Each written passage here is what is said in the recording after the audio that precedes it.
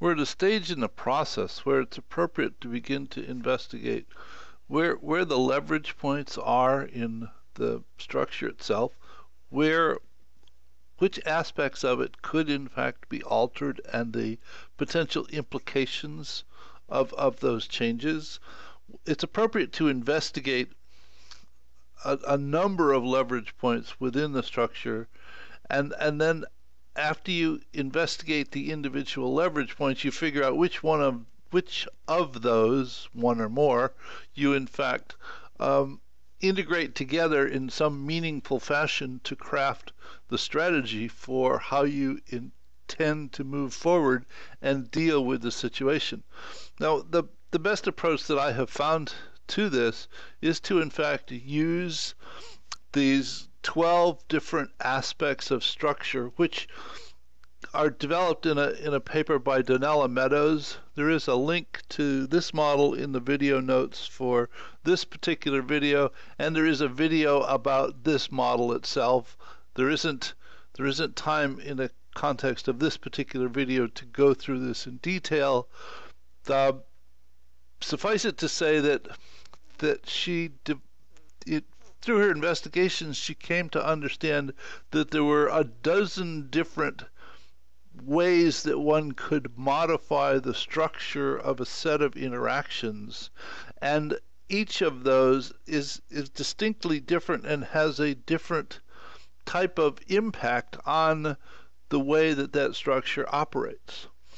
So the way that I have found it useful to use this, because I simply have not been able to memorize it, once I get to a point where I have a set of interactions that I want to investigate leverage points for, I sit down with this chart and I walk through it in sequence. So I look at, well, are there parameters that I could change, and what would the impact of changing them be, and are there buffers that could be altered, and how would altering the buffers change the interaction of the set of interactions, and I just walk the sequence and investigate them. And I have done that for a few of these. And the thing that I will add here is this quote at the top, which Russell Ackoff used in most of his videos someplace, and that one should never improve a part of the system unless that improvement also improves the whole itself. The reason being that even though it may not be evident at the time, when you improve the parts of a system, if you don't specifically improve the whole, it is likely that the operation of the whole will in fact get worse. You just won't realize it until later.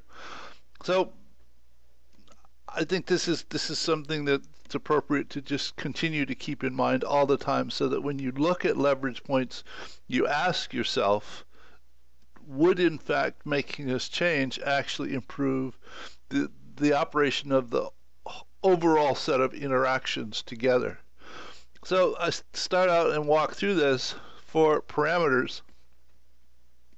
The desired average period is a parameter established by management, and you know, the current average receivables is 53 days, and they want to go to 51 because they think that it will save them an enormous amount of money, and it probably will. But that's a parameter, and that could be adjusted. And if management changed this parameter to make it 53, then there would in fact be no problem, and there'd be nothing to investigate.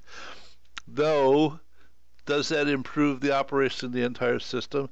No. And does the organization make any more money by doing that? No. So it's something that you can change, but it's probably not going to have a beneficial effect. One could alter the sales goals so that you weren't driving sales to push the customer to order more than they needed, and therefore they wouldn't be stockpiling stuff. But I'm not sure that has a beneficial impact on the operation of the overall structure.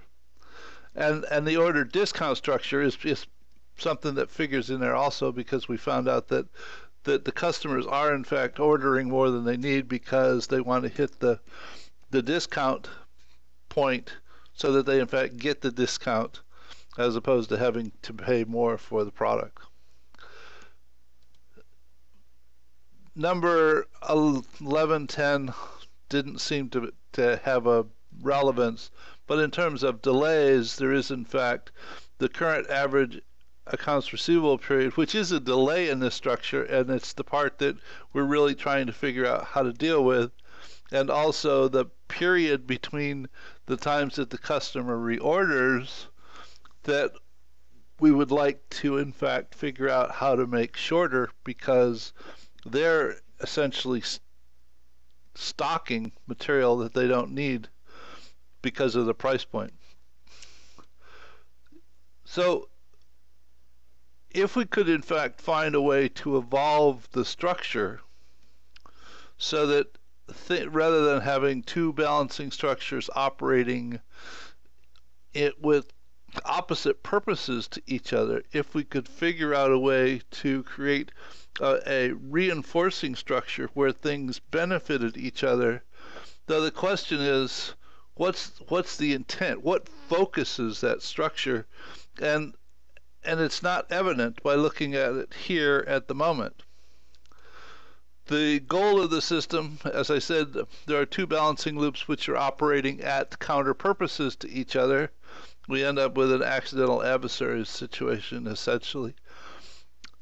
And though, if you think about the goals of management, sales, or the customer, those are not likely to change where we investigated the individual stakeholders. I mean, they are pursuing ends which are meaningful to their existence. So we would in fact have to find a way to alter the structure that still contributes to those meaningful ends for all of those stakeholders. So what probably ends up being more beneficial is to figure out how to actually alter the mindset of the system itself, because that is what is in fact responsible for the existing purposes which are at odds with each other. So is there in fact a way to craft a collaborative solution to this situation whereby the management and accounts receivable and sales and the customer in fact are not all at odds with each other? And it is in fact not obvious at this point how we go about doing that, though that is in fact the dimension that we have to seek as we begin to craft the strategy to deal with this situation. So that's looking at the different leverage points, and I would strongly recommend that if you have not read it, to go ahead and read this paper by Donella Meadows. It's a fabulously written paper. Will give you a lot of insights as to the way that altering different aspects of a structure really has an impact on what the structure, how the structure behaves, and the nature of what it produces. So I'll see you in the next video, and we'll see if we can figure out a strategy for dealing with this situation. Bye.